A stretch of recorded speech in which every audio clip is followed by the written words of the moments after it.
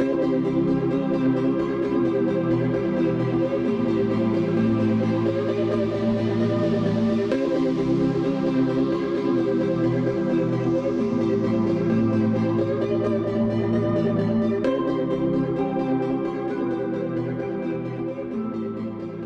today's cup of coffee, we're going to be discussing something that is a topic for youngest kid. He wanted to, and what is it?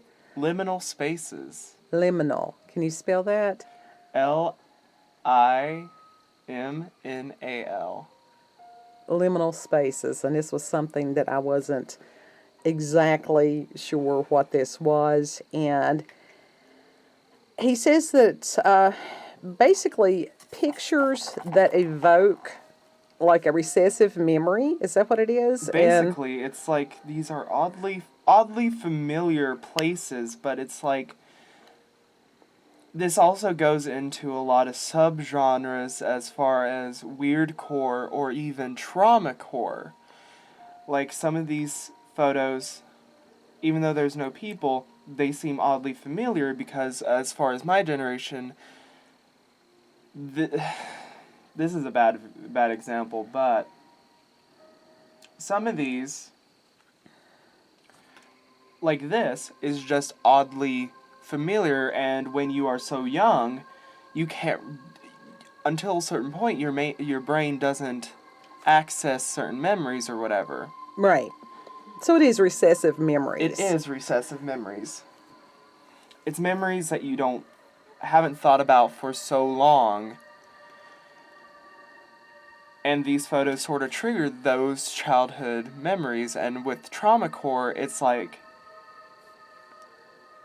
these photos trigger trauma for certain people because they've either been in some of these places or very similar settings, and it evokes some sort of childhood trauma that they had locked away for a long while. And for others, it's just a point of nostalgia almost, like seeing a certain toy that you haven't seen for literally years since your childhood, but you know that it was an important part of your childhood, but somehow it was forgotten over the years. Right. So it's an exercise in memory is basically what it is. Mm-hmm. And as far as one of the things with these scenes, of course, the people are absent. And that's one thing that is scary about these, because it's like you remember some of these places being so filled with life, even as far as the Bristol Mall. Right. Like seeing it so dead. And that is a very unnerving thing to, it's like one of the creepiest places without people is a public school. Yes, that's one of the liminal spaces. That's a prime example of liminal spaces. Yeah. Well, and I can see how public school can be trauma for lots of peoples. But within this, I mean, some of the furnishings and stuff like that are very common, Mm-hmm. mass-produced things, even as far as the one that looked like the doctor's office. It's very popular from, like, let's say, houses that were from the early 2000s, but were still furnished with stuff that was from, let's say, the 90s or 80s. Right. Because that stuff was still very much in households back in early 2000s, Right. or even then, once again, late 90s. So a lot of it has to do with perspective. Mm-hmm. And, personal experience where someone was, whether it was a happy memory or whatever. And the brain sort of, I can see how this would cause almost like a glitch. Mm-hmm. Because you see the object, but you don't have the context. Exactly.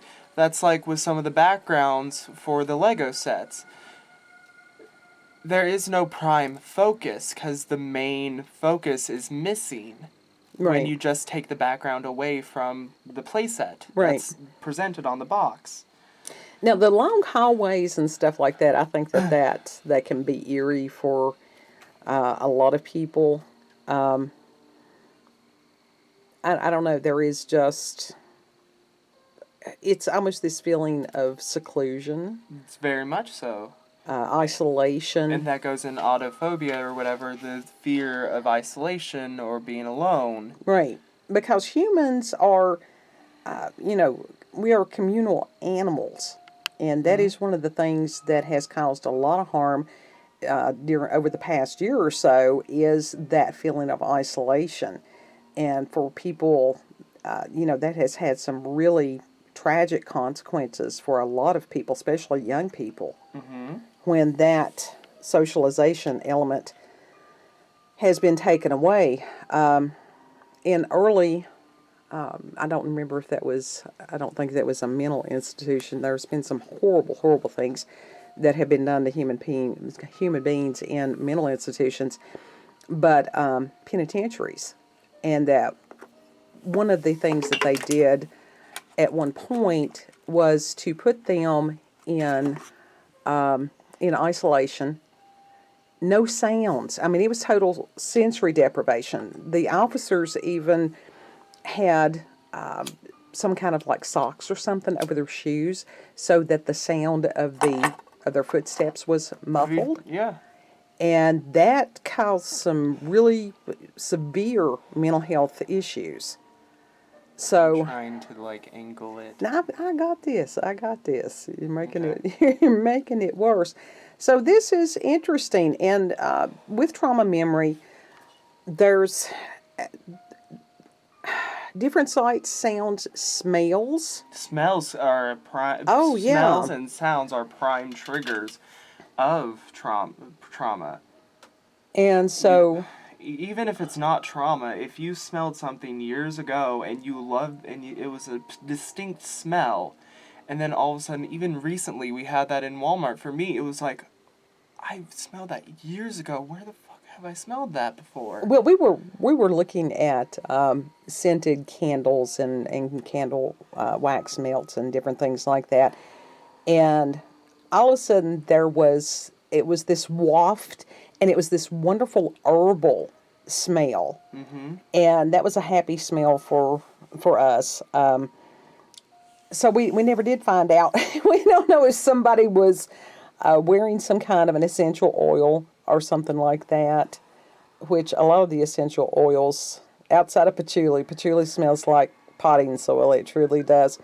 That they actually have the wonderful, side effects and emotional effects that some of the chemical fragrances do not. It's entirely too late even for me to try to speak.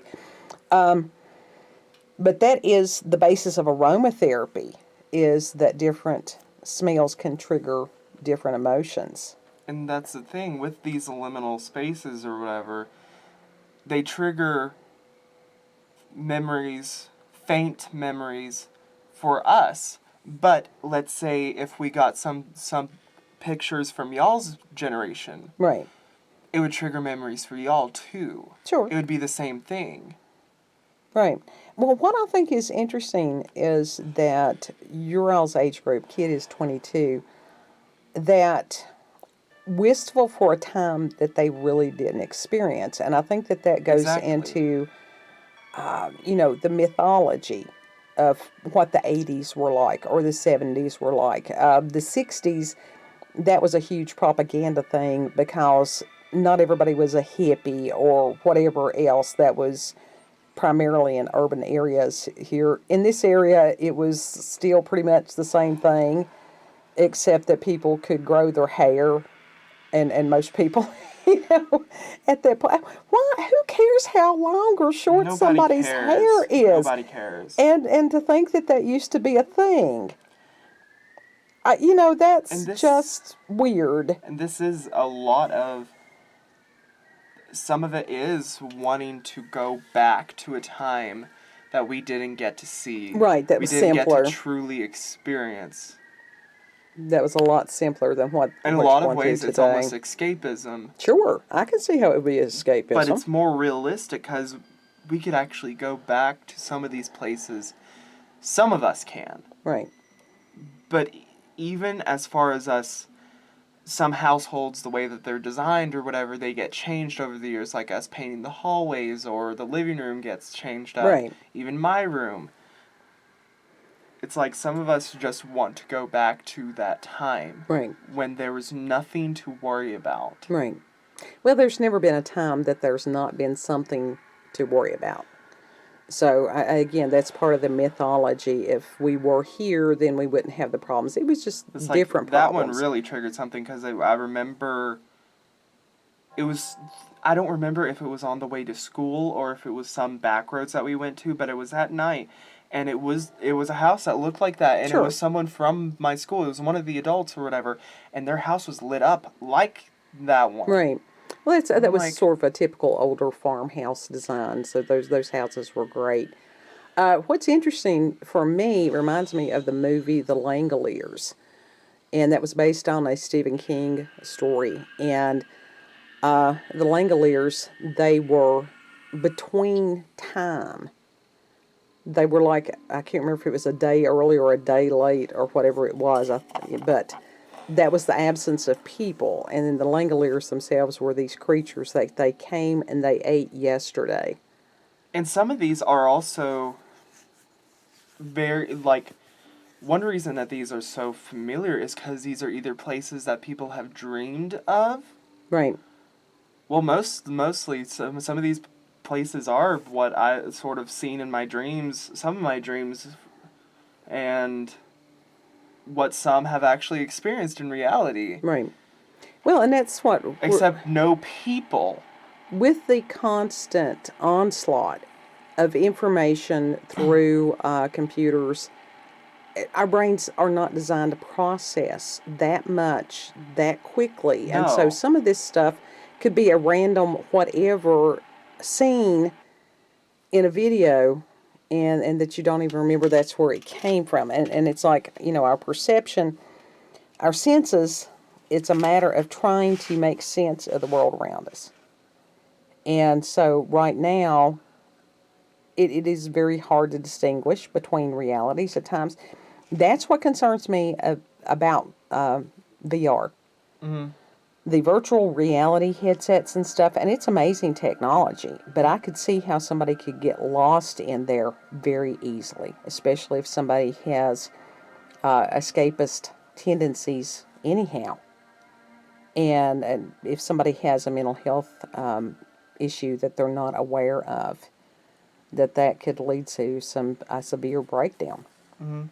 And this is sort of an older topic or whatever, but it's still very much valid. But what really triggered the liminal spaces, as far as people becoming aware of these, or like these finally coming into people's memories or whatever, was the back rooms. And you've heard me speak about Right, the the back back rooms rooms a are lot. part of which video game genre? Oh, it wasn't a video game originally. It's now become a video game, but Okay. it wasn't a video game originally. It was just a simple photo, and there was a lore behind it. It was like you can glitch through reality. You can no-clip through reality and find yourself trapped in the back rooms, which is the first level is this long... Hold on, let me see if I can get a good... I held my phone upside down. And we may have spoke about this before.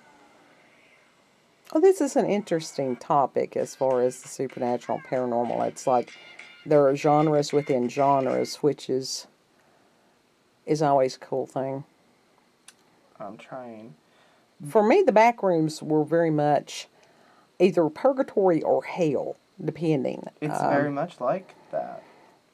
So, But there's so many strange videos. Let me see if I can... well, you moved off camera, so I'm Yes. like... because we're sitting out here with the bugs. It was all started from... this photo. Okay. Which is like, what is that, underground garage? It's almost or- like office building. Okay. Like 90s, early 2000-esque office building. Okay. And basically, if you no-clip through reality, you get yourself trapped in them, and it's basically just these walls and hallways forever going, and the only sound that you hear is the soft squish of the carpet because it's slightly damp, and it smells of mold. It smells of mildew. Yeah, that's a level of hell. That's got to be a level of hell. And all you can hear, basically, like I said, is the soft squish and the hum of the fluorescent lighting. Yeah, that would make anybody insane after a very short period of time. And eventually you can bump into one of the walls and get yourself out of there, or you can go into the other levels, which the more levels that you go, the more dangerous they can become, and you can actually encounter creatures within there. Well, now, but obviously this is just folklore that has entangled around this simple photo. wow. Or that was based around this photo. Well, in some ways that almost reminds me also of the movie, was it The Cube? Is that the name of it? The Cube. The Cube is a very anxiety-producing movie. Much. But this photo is what triggered the liminal spaces thing. And the trauma core / weird core. And other cores. Subgenres. Huh. So levels within levels within levels. And but it goes back into strangely familiar places. For me, it's not really familiar.